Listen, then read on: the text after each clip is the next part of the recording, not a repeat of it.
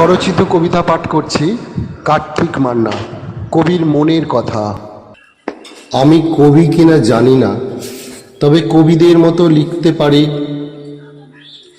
কবিদের মতো ভাবতে পারি, কবিদের মতো না বলা কথাগুলো বুঝতে পারি, মানুষের হৃদয়ে ঢুকতে পারি, অনুভূতির পসরাগুলো অভিমানীদের কাছে আরও গ্রহণযোগ্য করতে পারি, ক্ষমতাবানের কাছে হাঁটতে পারি।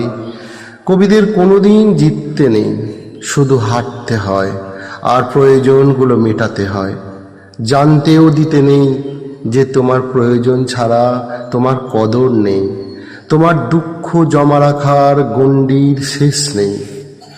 আমি কবি কিনা জানি না, কিন্তু আমাকে দেখতেও কবিদের মতো, মীন রাশির রবি ঠাকুরের মতো।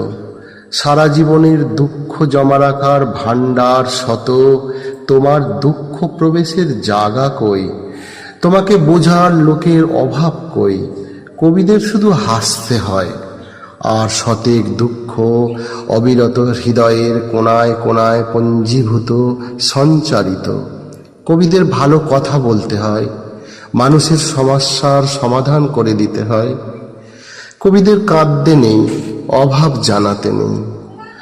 আমি কবি কিনা জানি না, তবে কবিদের মতো মনেতে খুশির রং নিয়ে আকাশের মাঝে দিগন্তে আলপনা আঁকতে পারি, পাহাড়ের চূড়ায় দাঁড়িয়ে দিগন্ত বিস্তৃত ধরাভূমির অপার মহিমা স্বীকার করতে পারি, আর প্রকাশ করতে পারি ধরণীর সৌন্দর্য, রমণীর রূপ লাবণ্য, শ্রেষ্ঠ মাধুর্য।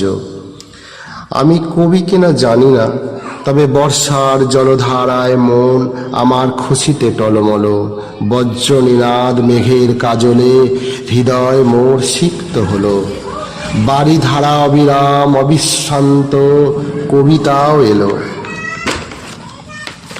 আমি কবি কিনা জানি না, তবে সাগরের বালুকায় হাঁটতে হাঁটতে মহাসমুদ্রের ওপার দেখতে জানি, সেখানেও কবিদের অস্তিত্ব মানি। সুদূর নীল জলরাশির বুকে স্বপ্নের জাল ফেলে তোমার হৃদয়ের গোপন কথাগুলো ভেসে এলে ঠিক রাখতে পারি না আর নিজেকে। ডাক পাবো আবার নতুন প্রয়োজনের মোড়কে, এইভাবে হবে ছোট ছোট অপেক্ষার অবসান। ভুলে যাব সব, রইবে না কোনো অভিমান।